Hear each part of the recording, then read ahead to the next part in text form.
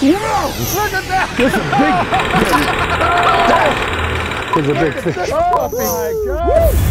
Hey, it's been no secret over all these years, I love walleye fishing. And late last July, I desperately needed a fix. And where better to feed said fix than a place that has become one of the premier walleye fisheries in the United States, Green Bay, Wisconsin. Green Bay is a huge arm of Lake Michigan, located along the southwest coast of Michigan's Upper Peninsula and the eastern coast of Wisconsin. Approximately 120 miles long by 10 to 20 miles wide, altogether Green Bay encompasses nearly 200 square miles. Let her float. Keep going. These days, years of commercial overharvest and industrial pollution have been reversed, and trophy walleye populations here are experiencing a huge upswing in the bay. In fact, many predict that the next Wisconsin state record is swimming around in Green Bay as I speak. You only tie 2 hooks, and most of them are 3. They have them 3 hook, they have them 2 hook, and what I found is when you hook the crawler up in the front and you have it loosely hooked in the back so that there's space, the crawler can move exactly how it wants to and expand, because as you know, when you put them in the water, they get long, and that allows me to have that latitude. Joining me today is my good friend and one of the nation's top walleye pros and Evinrude Pro staffer, Eric Olson. Having traveled all over the country fishing competitively for walleyes, his knowledge on modern techniques makes him one of my favorite guys to fish with. It's late July, which means the bulk of the walleyes in Green Bay are now found suspended over deep water, patrolling for bait fish. So to get at them, today we'll be pulling crawler harnesses behind a spread of inline planer boards. All right, so what we got is the left side board, sets like so. But what they've done is they've actually, offshore's got a system that's actually we call it a tattle flag. So when we hook this up, put the line through here, snap it down. They've got a pin so that the board can't come off. The back clip hooks on, but you hook it on with some slack in between. Now, important because a crawler harness, generally the fish can bite lightly. When the fish hits it, I see. It's a trolling bobber. It's a piece of cake. If you've not fished this kind of a system before, what we're simply doing is using these things to get a spread. We can fish 3 rods each here in Wisconsin. So we're putting out 6 rods, 3 on each side. The front ones out here will be the furthest out. And we're gonna run them at about 80 feet.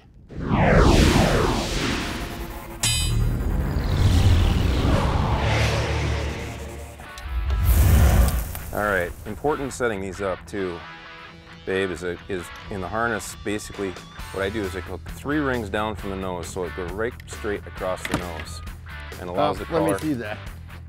It allows the crawler to hang straight. Uh-huh. And it doesn't make the crawler spin. It'll naturally spin on its own, but you don't want to force a spin. And with the trouble, because you have such a long distance, I set it up purposely that way. I go slightly behind the ring. One hook goes in the crawler and back out. And there you have your harness. That little flag just went down on mine. You got it. Nice and easy. The walleye fix is starting. Okay, a very small walleye. First surfing walleye of Green Bay here. Now, the funny part about this is, this is normally not a bad fish in just about any other body of water. Yeah, out here at the runt, we don't want it. Well, first blood. Not bad. Hey, I'm sorry to interrupt the action, but be sure to stick with us at Green Bay, where I promise you those big walleyes will be going on the bite. This is not minute structures like you might get in the lake where there's a little 8-foot corner on a bar or something. These are big bars, big structures, a lot of sand on this side of the bay whatsoever, and you need to simply cover a lot of water because the schools are like a pack of wolves, if you will. When you get a school of walleyes, they're moving up on a big point or a flat and just covering water looking for food, and they get pretty gregarious and pretty serious about it when they really get on the feed bag. So you can cover a tremendous amount more water by doing what we were doing than you can with just about anything else. Nice fish. And the left is clobbering the right. Oh, maintaining your side as well, you know, just it's all the touch. Can I at least touch my fish? You want to hold it?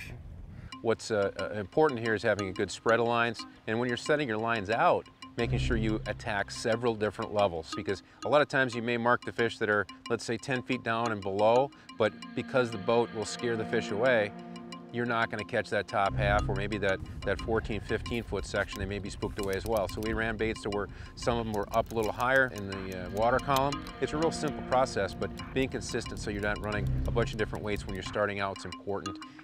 If we don't have any funky tugging and long runs, we should be okay. Yeah, I like this wee part of me. This is my side of the boat, and you just, no, like a vulture, go. I've been around your kind before. That looks like a better fish. If this is a big fish, I'm going to not be happy with you. It's just a better, it's not big. Oh, and you got it by that other plater board. That's good. Nice, pretty Green Bay fish. This is a walleye. We got El Ropodago here. Be a walleye. 10 pounds of walleye I want to see. Okay, 12 pounds. You don't want to wish for too big, right? He hasn't made any screaming runs. That's a good sign. Whatever it is has a lot of weight. Now that might be a big cat. Let's hope it's a walleye though. That's a big fish, buddy. I know it is. Oh, it's staying deep. That's a walleye type situation there. Sure fighting like one. Wow. Oh, it's big, whatever it is, man. It's a toad, you can see that. This is huge. Nice and easy. Be a walleye. Monster catfish. Oh, huge. This is ginormous. Oh. Okay, I don't care. Wow. That was fun. Everything's suspended out here on the bait fishes, aren't they? Everything. That's a nice cat, huh? Big old fella. You don't suspect you're gonna catch a big cat like this when you're out fishing walleyes. There you go. Be a walleye. It's not a walleye. It's all messed. It's a sheephead. It is, huh? Yeah, it just tore tons of line off. And I love this boat. Feel how stable. I mean, it's rocking and rolling out here, and we're just about as stable as we could be. Oh! Holy! Take your Oh, it's a big walleye. I see that. Oh, it's a monster walleye. Hang on, mister. Wow. This is a toad. And he says, this is a sheep. I could have sworn it was. Nice looking sheep, mister. Well, you like it when they transform themselves. It's a good thing. Perfect. Now that is what I call a fish. That's 5. That's 5. Nice fish. The walleye fix is starting. Hey, and maybe you don't fish walleyes. Maybe you don't understand what we're talking about, but if you do fish walleyes, a number of times a year, you gotta have your walleye fix. And when you're out in a place like Green Bay here, man, there are a lot of 10, 11, 12, 13 pound, 14 pound walleyes here. And buku of them from 5 to 10 pounds. A lot of people talk about spinner fishing, and a lot of times spinner fishing can be pulling 3 ways. It can be pulling bottom bouncers, but you know, the open water trolling that we've been doing, as you can see, we're basically using inline weights. We're using something significantly different than a lot of people are used to. Usually people think of fish relating to the bottom, and that's how they're going to fish for the fish. What we're fishing is for suspended active fish and suspended schools. They're chasing bait fish. We're looking for bait fish, and when that happens, we can get on them. Staying on them is the key. Fish, that's what. There's something back there. Oh yeah, there is. I'm gonna guess walleye too. Holy bucket. I'm gonna bet on this one being an eye. I would go along with it. I wouldn't take the bet. Nice and easy. Oh boy, yeah. This is fish. Definitely, I got the board up. And there's still a lot of weight. Holy buckets. Well, it's pulling pretty decent. Walleye. Guaranteed. Take your time. Nice one. Walleye. Nice one. Beauteous. Hey! And you know the good deal? What? That was on your rod, I get to get it. Yeah, I know. Just don't rub it in, all right? Nice fish. And as the sun slowly slides into west at Green Bay, the walleyes continue their gregarious feeding frenzy. This, sir, It's been a fun day.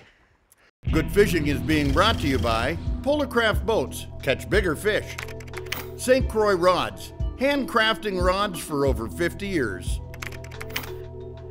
Polaris ATVs, the way out.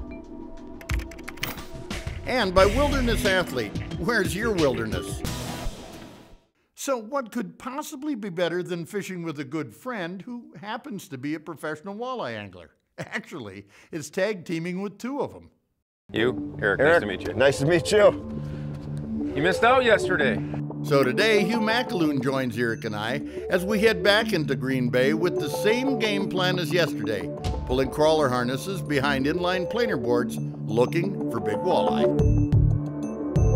Being from Wisconsin and having fished pro walleye tournaments himself, Hugh's fished these waters many times and is certainly no stranger to this technique. We're going to try something a little bit different that, I've had a lot of good luck with on the Bay through the years versus your typical spinner blades, going with what we call, it's an actual Michigan Stinger spoon. It's a jigging spoon, and we take the hooks off of them. So there's no hook on there, and you can hook that right onto a clevis and run it just like your standard spinner blades. They snap right on there. But the key is here, you see this has probably got more beads, lengthened beads than you're typically going to see, but we got to make sure with that long blade that it's not covering up that top hook. You never want it to be able to come down and cover that top hook. How far out do you want these? That's about far enough on that one, babe, with these bigger rollers we have today. If we have them too far out, the line will get caught in the water and the next consecutive board can run over the line. Outside board, right here. Really nice and easy. Still there? Oh yeah. Yep. A bit like a walleye, got to feed him that line. There you go. That's a decent fish, too. Nice walleye. Mm-hmm. I don't ever like to let them get their faces out of the water. All right. It's a nice fish. Good boy, babe. You might have had something hit him. Nice fish. They're all nice fish when they bite. Oh yeah. Where are we, Eric? Where are their waypoints? 17 feet, as soon as we hit the 17-foot mark, boom. Outside one, Hugh. That's a walleye right there. Hugh, come on down, you're the next contestant. Slow and steady, no hurries. Never want that board jumping out of the water. This is a good walleye, boys. That's like rock solid. I always play with that when I'm bringing in a good fish. The drag? Oh yeah, make sure it's where you want it at all times. We got one on the middle board.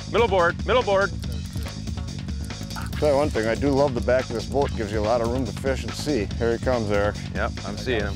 He's all yours. That's a good one. Oh, the Michigan Stinger spoon.